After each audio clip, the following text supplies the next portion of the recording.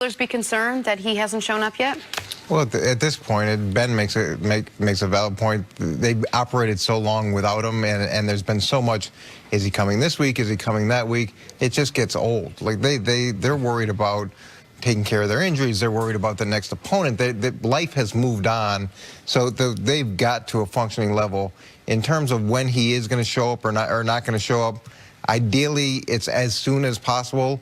And I had a much harder stance until I went back and looked at his numbers last year. And look, the guy touched the ball 400 times last year for the Steelers.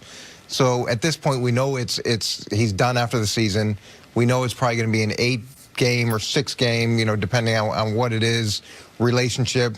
What can he do as a coaching staff to try to maximize his contribution, knowing that it's going to be a very limited window? The frustrating thing is he going to come in and potentially get one of those hamstrings that are hard to diagnose, or what guy are you going to get when he comes in? That to me would be my bigger concern than when he actually comes in.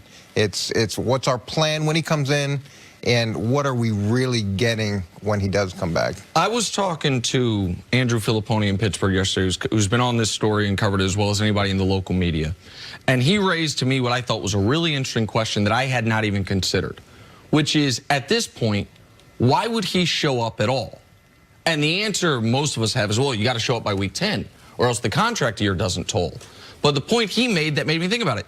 So he's not under contract. It's not like a Dwayne Brown situation last year with the Texans, where if he never shows up, then the contract he doesn't like just rolls over to the next year. He's not a player that's waiting to hit to where he can be a true free agent. He's been in the league long enough.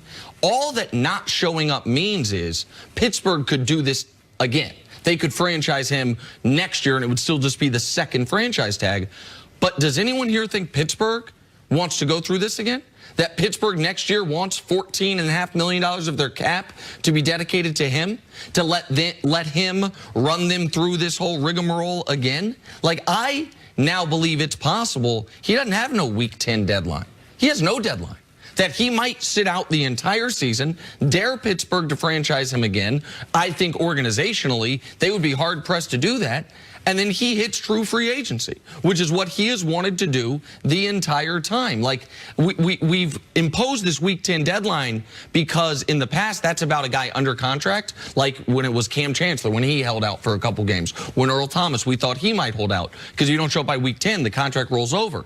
With Le'Veon Bell, it's a different situation. I think it's possible he never shows up. I'm exhausted. I'm exhausted talking about him. I'm exhausted talking about his contract.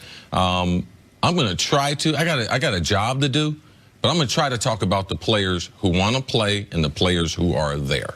All right? And not talk about the players. I don't know what he's going to do.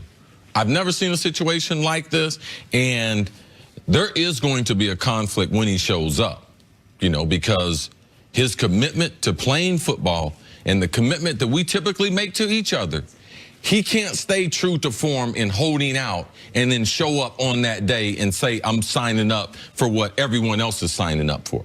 And if you were signing up for what everyone else was signed up for, you would have been here. I do understand the 400 carries. I do understand every person is in business for himself. But you have established a brotherhood. You're not a new guy coming into the league. It's not like we got you from some other league and you don't have existing relationships. Like, I understand that, but those relationships, they do mean something.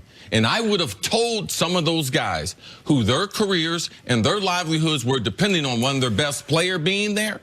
I would have told them, and they would know. The public might not know, but the guys who I had played with and made a commitment to, they would know what I was going to do. So he's got me to the point, Jenna, like you, I'm exhausted, don't know what he's going to do. I don't know what his next move is going to. Maybe he's playing chess, and I've just been playing checkers for the last 35 years. And just to respond to your point, Nick, if he doesn't show up at all and the Steelers have the right, you're still betting that the Steelers won't make that option or won't exercise that option. I would imagine they'd exercise that option out of principle. You want to do this to us, and this is where... That's a bit of cutting off your nose to spite your face. Yes, yeah, but I'm going to tell you something. But I'm not going to do you any favors. Right, and if you're the Steelers, organizationally, we talked about this with other players. you have to stand for something, and you've got to draw a line in the sand at some point and say that you're not going to do this to us. You don't do this to the Pittsburgh Steelers.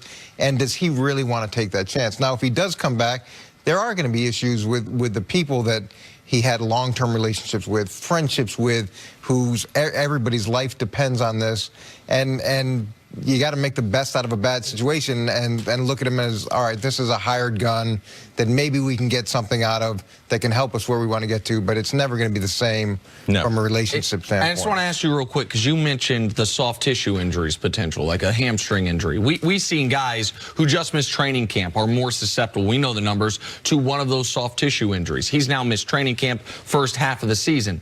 If he suffers one of those injuries, do you think guys in the locker room are going to question, going to doubt, can you play through it? Like, how bad is this really? If it's a broken bone, it's one thing, but one of those injuries that's about how you feel, whether or not something tightens up on you on game day, is that something he's going to have to deal with if he shows up? Yeah, well, of course, everybody's going to look at it, and it puts everybody in such a bad spot. Someone's going to lose their job when he shows up. Someone who's on that roster right now is going to get cut and has to go home. That's going to affect someone's life. And then you're going to come back, and if he decides not to practice, that puts more reps on other guys because you lost the player that you cut. If he decides late in the week not to play, all that preparation that could have gone to another back, that affects guys. The general distraction of him being there and everybody guessing whether his injury is real or not real, it's a different type of Odell Beckham distraction, but it's a distraction, and it takes away from what they're trying to do, which is win a Super Bowl with a collection of talent that they can't keep together that much longer. We should mention that James Conner, who's been playing because Lev Bell is out, actually has more yards this year than L. Bell did last year through 6 games. And James Conner's been excellent through the first 6 games. He's had really 3 stepped really up, good and games. the team's really used him. All right, Coach, thanks so much for joining us. Much appreciated. Coming up, does Tom Brady have a new #1 target?